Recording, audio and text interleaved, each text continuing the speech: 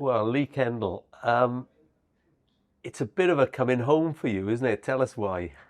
Oh, it's amazing to be given the opportunity to come to Newport. As we talked about earlier, obviously where I started my love for football really, or was forced into it really. Obviously, Dad played for the club for 7 years, and I was born just a mile away from the ground. And obviously, when I could remember, the first game I ever went to was at Somerton Park, and would spend a lot of time there as a child, and school holidays and forced into me really. And yeah, as I said, Dad played for over 250 games here, and yeah, just where football started for me really. So yeah, it's certainly coming home, and living in Gwent as well. Being a Gwent boy myself, it's definitely a homecoming. Your dad being Mark Kendall, of course, you're a chip off the old block, you're a goalkeeper, but he's more than just a player here because I'm sure you know, because I bet you get asked about him all the time. Yeah. He was one of the great characters of Newport County, of the old Newport County, wasn't he? Yeah, I think when you look back at what the club actually was, and what playing in Division 4 at the time was, you needed that camaraderie, you needed that person to light the dressing room up, and needed people and characters, as you said, and he certainly was one of those. And hopefully I can emulate that while I'm here as well, to be able to support the group that we've got and support the staff. But definitely, my memories of that dressing room and who was in that dressing room at the time. Steve Lowndes, Tommy Tynan, Nigel Vaughan, Lyndon Jones, John Lewis, all these people, John Relish, all these people that became friends of the family and I've stayed in contact with over the years. It's certainly, there's something in the air around Newport County which, still stays in my blood as such, and still stays part of me. If you can make a sort of contribution that your dad did, that'll be terrific, won't it?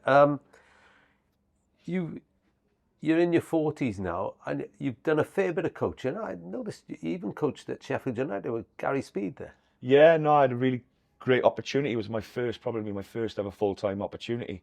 I was very lucky that I built up a good relationship with Oshin Roberts, where I started doing my coaching badges. And I played for Oshin in my time at Rill, and he gave me an opportunity to coach the Wales under-15s part-time in the Victory Shield. And Gary's son was part of the group, and obviously I knew Gary from my time in the Wales 21s, and he was captain, and obviously I knew Gary from that. And he asked me what I was doing, and there was an opportunity at Sheffield United to go there, and it was my first ever job in full-time football. And I went up there, and I went up there in I think it was the October. And by the January, he was Wales manager. So I was left high and dry in Sheffield, and ended up coming back a year later then to join Cardiff, and work for Gary then for the Wales in the 21s, as the goalkeeping coach with Gareth Williams. And you've been at, I think, Bristol City and Fleetwood as well. So you've got a bit of a coaching sort of background now, haven't you, as much as anything? And of course, you managed at Barrytown. Yeah, I mean, look, from when I stopped playing, it was one of those ones, and I think it goes back to the the influence of my dad really. I think when my dad passed away, I was kind of like floating really in regards to what I was doing. I was still playing part-time and still kind of working out what I wanted to do post-career. And I knew then I wanted to step into an industry and a career which had some longevity in it. And I've been very lucky to have been involved in football now, since I was 16, albeit, part-time, full-time, but now obviously coaching. I've worked my way through my coaching badges, very lucky to, I've done my UEFA Pro license with the FAW and my Goalkeeping A license also. And it's a passion of mine. And obviously goalkeeping, I've worked in different areas, assistant manager, manager of part-time clubs, but goalkeeping is really where my love is, and what I do, and having stood under the crossbar for so long, in my career, and hopefully I can support the group of goalkeepers that we've got at Newport, and also with the title of head of goalkeeping as well, looking at the group that are below and within the academy, and really utilising South Wales, because a hotbed of goalkeeping in South Wales, and hopefully we can draw those goalkeepers that are in the valleys and further afield into the academy, and hopefully I can support developing those players. So it's more than just a first team role then? Yeah, I mean, when I sat down with Hugh and talked about what the role looked like, his past experience at Swansea, they've had goalkeeping coaches that are head of goalkeeping, and you really look at first and foremost the first team, of course. That's my initial priority, working with Dave and working with Wayne. But also then, longevity of a conveyor belt, hopefully, with the academy that's very young at the moment in regards to it's in its infancy, developing a group of goalkeepers that we can start developing our own, hopefully, and bring our own players through, like you've seen, in the locality down the road at Cardiff and Swansea and across the bridge. So hopefully using my skill set to be able to develop those goalkeepers. And what excites you about Dave Hughes and Wayne Hatel, working with those two? I think first and foremost that, and I've known, well, I don't think I know, I've known Dave for a long time. We played in the Wales under-21s together, so we've known each other for over 20 years now. And when you look at his career to date, he has done an unbelievable amount of work in developing himself, and that's important to become, very good at what he does. And obviously, when I knew that he was coming here, it was a great opportunity to work with someone I'd worked and played with before. And I think that he's got a real understanding of what it looks like to develop players and also what it looks like to win. He's a coach which knows exactly what he wants and where he wants to take the club.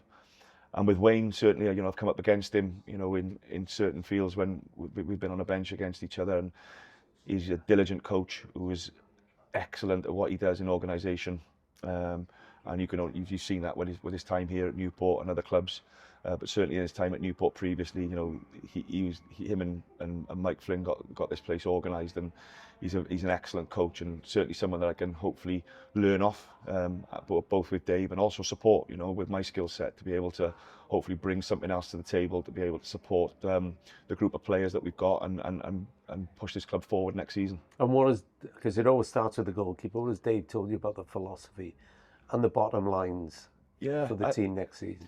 No, I think, from a goalkeeping perspective, is certainly it does what it says in its tin first and foremost. We've got to make sure that we're keeping the ball out of the net and making sure that we're organised in regards to how we do that, and how I train that. And certainly that's the bottom line, isn't it? We all know that as a goalkeeper, that's what we're judged on.